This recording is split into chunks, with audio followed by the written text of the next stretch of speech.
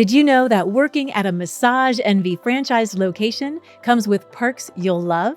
You'll have access to professional skin and body care products from brands you know and trust, like Marini Skin Solutions and PCA Skin, as well as free continuing education and training opportunities. And of course, an annual ASCP membership with insurance at no cost to you. Learn more about location-specific benefits when you search for open esthetician positions near you at massageenvy.com/estcareers and apply today. Meet Comfort Zone, the Italian, science-led skincare brand trusted by estheticians and featured in over 7,000 spas worldwide. Founded by pharmacist Dr. Davide Bollati, Comfort Zone is powered by over 60 in-house chemists and skincare experts dedicated to skin longevity. Our clinically tested formulas blend advanced botanical and biotechnology research to deliver real results and elevate every treatment experience. Discover more at us.comfortzoneskin.com or follow at comfortzoneskin_official on Instagram.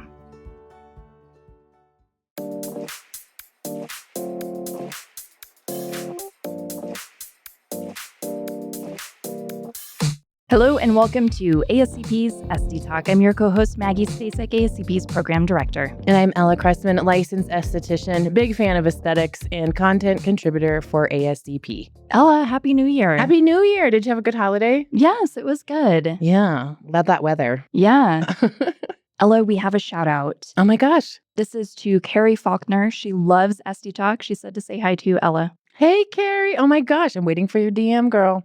It's January, which means I'm in full reset mode, but not the new year, new me kind. I'm talking about tiny little life tweaks that make everything feel just a little easier. Fully a little bit. I'm on board. Can't wait. Yeah. So let's talk what even is a reset anymore. Reset culture is this new trend of constantly starting fresh, new routines, new habits, new rituals.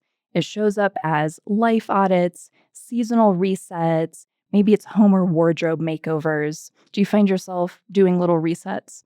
I do. I find myself having a list of intended resets, but not executing them though. Do you do that? I do. Without even thinking about it, I am doing little resets and I can see how it catches up with me. Okay. Oh, in a good way? Not always in a good way. I have intention and maybe I don't follow through on it or it's too much. Here's one for me, big one. And I think it's something psychologically stuck for me. I have way too much stuff, period, especially now after the holidays. We've got even more stuff. Ugh. And I think I'm going to have a garage sale someday. So I have all of these that'll go in the garage sale things. But I'm probably not going to have a garage sale. I don't know what it is that I can't just let it go. Yeah, I get that. Absolutely. So reset culture actually has gotten out of hand, according to some people. People are filming the reset more than they're living it. So it can be like a little dopamine hit, not a lifestyle change. I understand. You know what's funny? Is that's what a lot of my stuff is from. I have this step aerobics step in a box unopened because of one of the resets I was going to do 3 years ago. That's in the garage sale pile. I don't need that. No. Yeah, a dopamine hit for me thinking I was going to be this hip hop step aerobics artist, amazing person in 2023, but that's just not the facts. Yeah. So reset videos are candles, matcha lattes, linen sheets, face masks, people filming this idea, but it's not real life. But real self-care is going to bed on time, setting boundaries, drinking enough water. I like that. Mm-hmm. So estheticians feel this pressure hard, I think, or some do. Estheticians are taught or pressured to perhaps constantly upgrade, refresh, revamp, elevate. For you and your business, do you put that pressure on yourself? I've seen it in a lot of practitioners. I feel like it's hard for me to say because we just went through a reset or a redecoration, if you will. When Kiara, who shares this space with me, we added some things and it really was driven by her but it needed to happen. If it wasn't for her, I would have kept the same decor. I would have kept the same, very similar process. I've made small tweaks over the years, but not like a reset, like basically what we did. We got a new window and everything. And I feel like when that happened, there definitely was an energy shift, even in, I don't know where, in the ethos somewhere, where I did start getting an increase in retail sales. Isn't this ironic? And I did start getting new clients, which they wouldn't have known before either. So that definitely needed to happen. But I don't know that I've felt the pressure as much. I do feel like there is an influence of try this new treatment or do this new style, but it goes kind of to what you're saying, more of the content creation world than the actual, other than, those that, I don't know, it didn't have as much of an impact on my business as I thought it would. But we see that with trends too. Our industry's kind of built on that. Resets or trends or following certain pathways. I'm curious too, in the new year, do you also see an influx of new clients because they have decided on a New Year's resolution or a little mini reset? They need to change their routine, or they want better skin health, or just self-care in general. And so they're now seeking out an esthetician? Not the last 2 years. Last year, 2025, January, was like a crash, I guess, like a screeching halt for new business. And then this is just for me, and it might be just where I live, but a screeching halt for new business at all, and a stretch of existing business. So rather than coming in once a month, they wanted to come in every other month or every 6 weeks. That has since changed. I think it's kind of coming back. I have had a lot of new clients November, December, and on the books now for January, like brand new people. I say a lot, but a lot compared to last year, which was none. Yeah. Which was minus. It's interesting. So it's, maybe the industry is just evolving or shifting in general. Yeah, I think that could be something, and that could be something to consider for marketing efforts. I feel like a lot of people are like energetically hungover in January. So it's really hard. They're focusing on, what do they call this month? Sober month or something? Dry January or something like that? Dry January. I'm like, I don't even know what the people call that.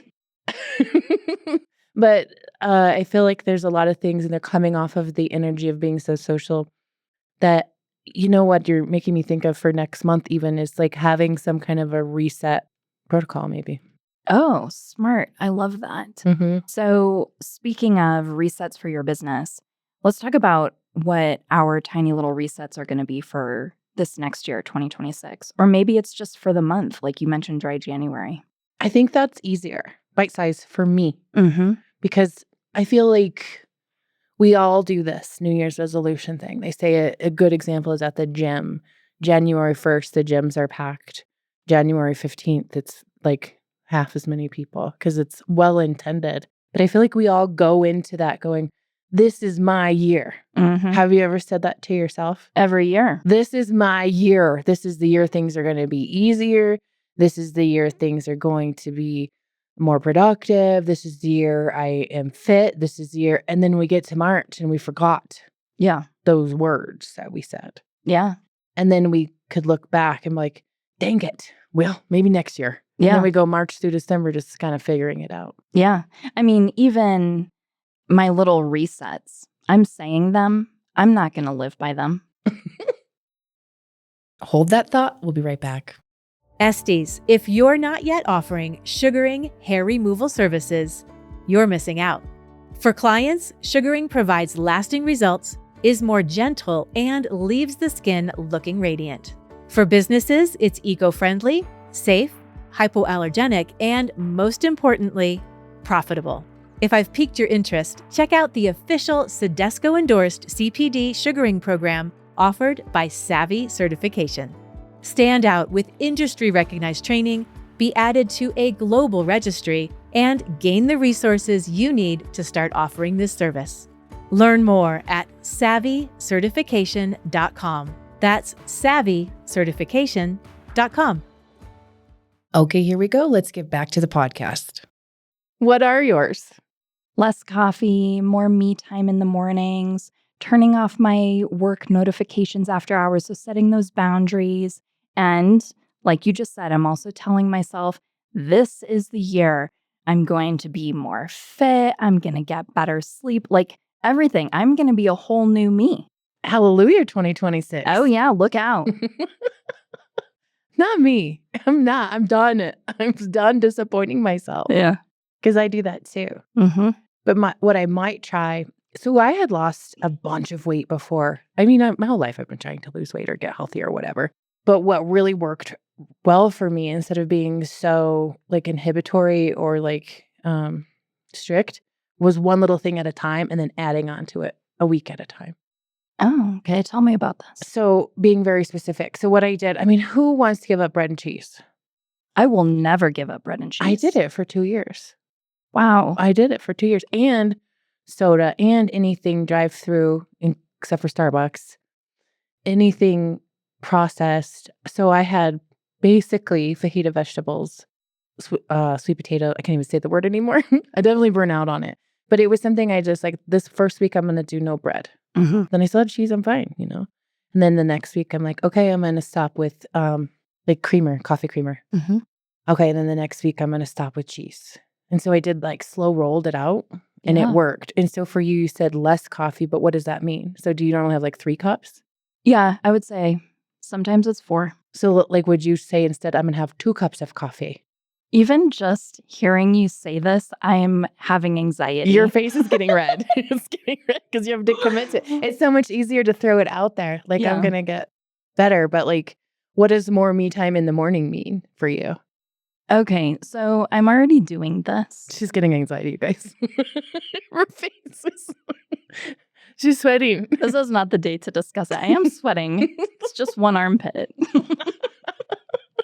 She's half anxious. So more me time in the mornings is making sure I'm out of bed with enough time that I can have those 4 cups of coffee. Okay. And maybe it's, like read a little or just, chill. So it's not, I'm rushed, I'm feeling late, I don't have time for the breakfast, Yeah. Yeah, I love that. I think that is doable. Mm-hmm. I think that maybe you should pick one. I would pick the second one. And Which is what? More me time in the morning. Oh, you mean of my resets?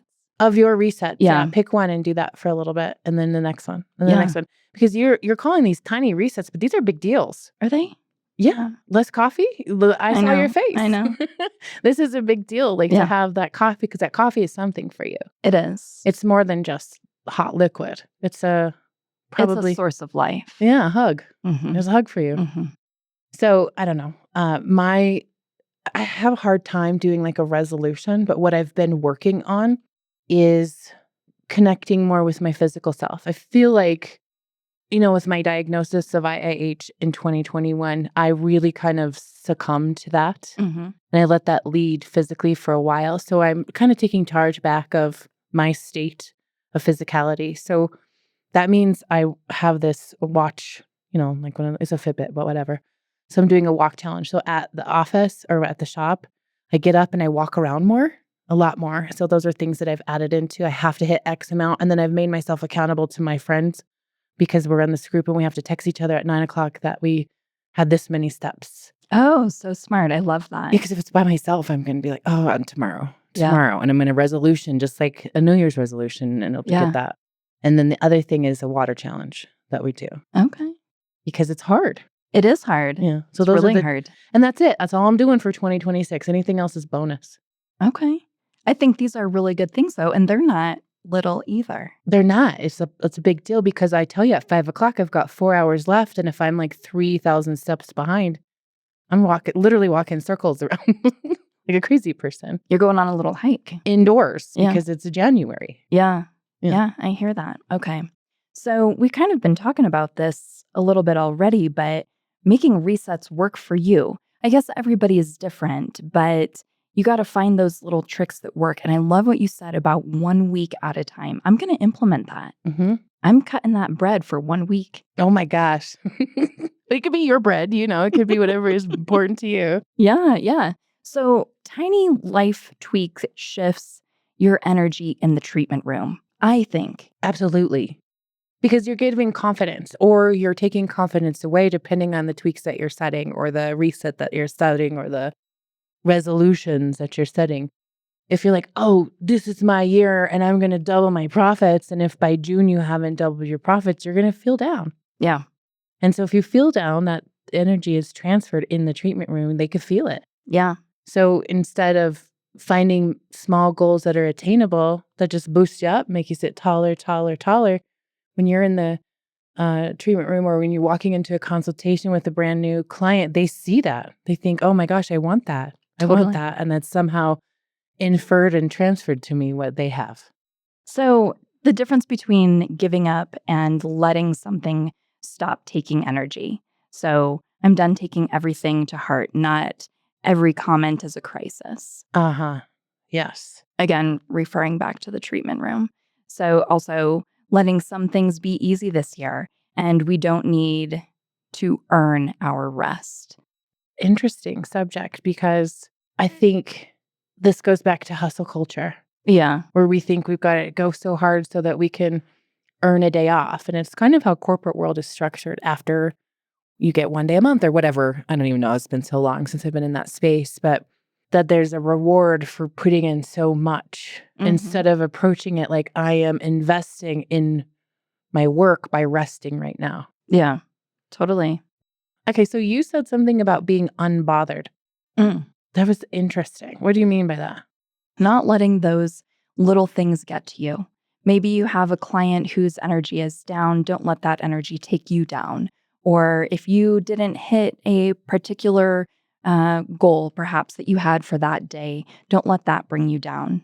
I think that's important. A way to disconnect from the metrics. Yeah. Personally and professionally. I think that there's also, I mean, can you relate to this? I'm sure. And then our listeners can relate to it too. I have 5,000 5-star reviews, but I have this one bad review and I'm focused on this and I'm hyper focused on this. And how should I word this? And what should I say? And how do I rebut this? But if someone's going to look at your profile and they're looking at your stars or how you're rated and they're looking at that 1 star, it's just to gather information. They're also going to look to your response. Can I tell you a story? Yeah. There's this massage place in town here and they are brutal with their responses. For me, it's hysterical because they're like, no nonsense. I'm not taking anything. But I can see how it would be very off-putting too. Yeah. So just not acknowledging or something to the effect of, I'm sorry that was your experience, reach out. Yeah. I feel like as someone who does look at ratings or reviews, like don't worry if you got one bad one. It just makes you look legitimate. Totally. Yeah. And also reviews are hard because I think sometimes people also are posting reviews simply because they want to complain. Yeah. They had a bad day and they want someone else to hurt because they're hurting. Yeah. I often think of those people as having to go to the bathroom in traffic. You can have empathy for that. Yeah. It's very uncomfortable. Yeah. Yeah. So entirely. That might be one of my little tweaks. My reset is resetting my thinking, my frameworking faster. Yeah. Yeah, I like that. Kind of putting up a little boundary almost. Yeah, boundaries are so important. Listeners, we want to hear from you. What's your esthetician reset? Share with us on social media through Instagram, Facebook, or by emailing getconnected@ascpskincare.com. Thank you for listening to ASCP Esty Talk. And as always, for more information on this episode, or for ways to connect with Ella and myself, or to learn more about ASCP, check out the show notes.